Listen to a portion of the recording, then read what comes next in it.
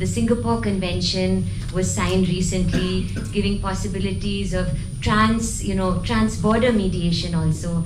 And how are we going to navigate all of this in a way where, there is some self-regulation? So self-regulation, the way I see it, is two things. One is each person, focusing on themselves and regulating themselves. Two, as a body of mediators, people who share like values and similar ideas, who reach a consensus, what are we as a group going to do to regulate ourselves? So the thing is that building consensus on mechanism. That's with regard to that. I'm only sharing some ideas because I am also a learner. So consensus in the sense of mediation is we have to face it in all over India. It's a different culture. We belong to different culture, different religion, different atmosphere, different region, and all will affect customs. All will affect the dispute as such. So we cannot take it as together, we cannot consider it as a together one, and it will be different for each region, each custom, each religion and all. So how it can be brought into a single umbrella?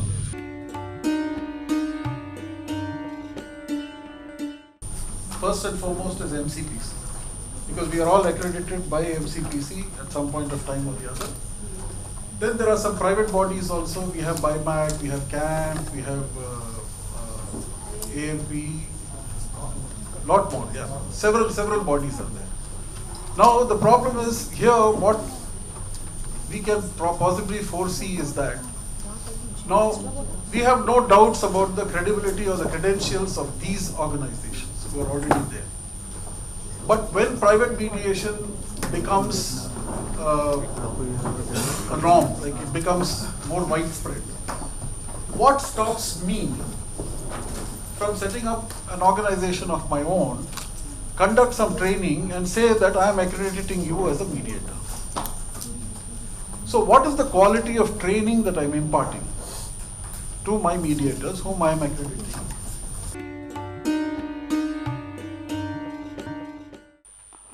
The third draft, I hope we will be able to circulate soon. What I am going to do is not detail what is in these drafts, but I'm going to talk about points for discussion that will be considerations when you look at a policy or a law on mediation. And the first point, I think, is what was asked: do we need a law on mediation? I believe we do, but I'll keep it open. And once you look at whether you need a law on mediation, and if you look at, we will look at a law on mediation. The question is, do you need an umbrella law on mediation, or do you need sectoral laws on mediation? We have about 22, I counted 22 regulations, legislation and regulations that we have in India that deal with mediation specifically, mediation/conciliation. The topic of today is building consensus and sharing views. So I'll split it into two parts. Building consensus started in Mahabalipuram. We are here to take it forward, to share our views. The purpose is that court-annexed mediation is more or less in place. In the previous sessions, the distinction was being sought to be brought in with respect to private and court-annexed. And one of us pointed out that we are here to discuss private mediation. I feel mediation process should be common to whether it is court-annexed mediation, or it is private mediation, or it is cross-border. We are discussing cross-border also because now India has signed the Singapore Convention, which pertains to the international commercial disputes. So that is going to give us a necessary impetus to why we should not have a mediation bill now.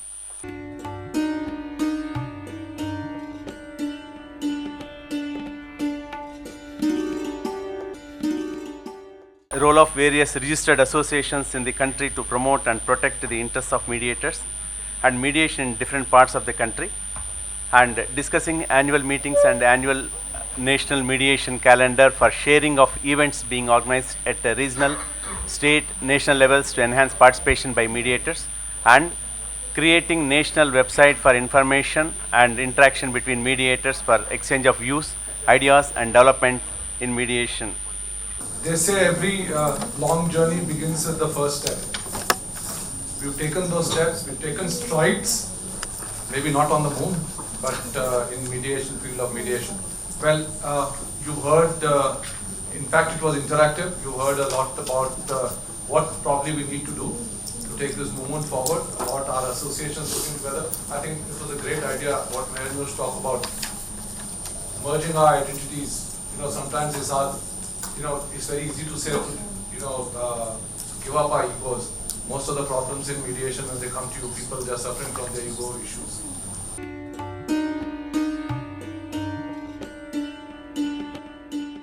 The moment convention was signed, we all got energy to get together. So I say that it is a historical moment for us also to be together, and it is an achievement in itself. The larger question is how the convention is to be operationalized. That's a larger question. But the things are still in the air.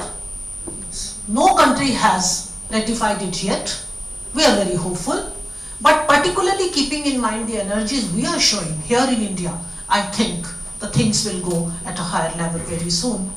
See, so far in our country or in most of the countries where mediation has not been acknowledged as we really want, having worked as mediators for quite some time, we are trying to shoehorn our mediated settlements, either sending it to the court as court-annexed mediation, wherever there is a private mediation, we call it conciliation. So we are making it, you know, tailor-made somewhere so that it fits in.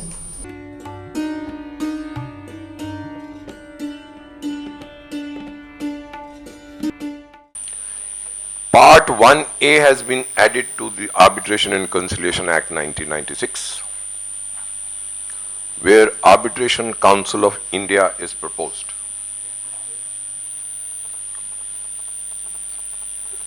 And in section 43 capital B, the establishment and incorporation of Arbitration Council of India, which only says the central government by a notification will do it. So there is no legislation required already.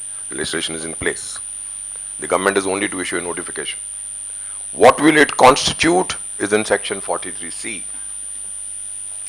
While it talks of an arbitration council in India, which also brings me to the constitutional validity of this amendment itself also under the Arbitration Act. Without going into those details of 43C, what does it say? Please go look at 43D. It shall be the duty of the council to take all measures that may be necessary to promote and encourage arbitration, mediation, conciliation, and other alternative dispute resolution mechanism, and for that purpose frame policy, guidelines, establishment, operation, maintenance of uniform professional standards in respect of all matters relating to arbitration. After this last session, Mr. Chendyok has been talking to us about the Arbitration Act and the Arbitration Center Act, and we just waited for this moment for all of you to share this with us. But all I would like to say is that I think we have done what no other profession has done.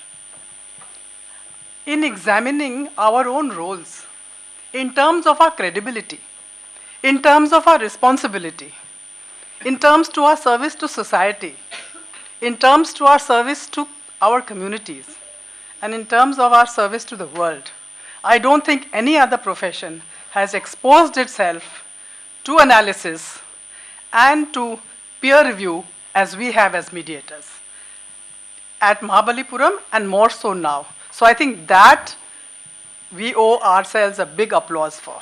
Because it's not easy to do that, and we have done it.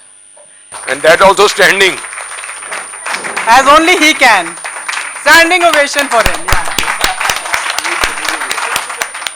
And to everybody who has done his bit, the youngsters who have sat down throughout the day as repetitors, all of you, our staff, and the staff of India Interactive Center. Thank you very much.